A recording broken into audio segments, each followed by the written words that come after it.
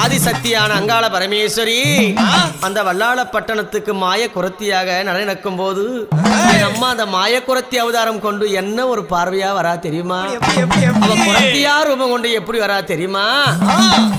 பச்சாமணி பவளமணி ஊசிமணி விக்கும் பொண்ணு, பச்சாமணி பவளமணி ஊசிமணி விக்கும் பொண்ணு, ஊரு என்ன கூறு உன் பேரு என்ன கூறு, ஊரு என்ன கூறு உன் பேரு என்ன கூறு, ஊசிமணி பவளமணி எத்தனை மணிகள் இருக்கு, ஊசிமணி பவளமணி எத்தனை மணிகள் இருக்கு, ஊரு என்ன கூறு உன் பேரு என்ன கூறு.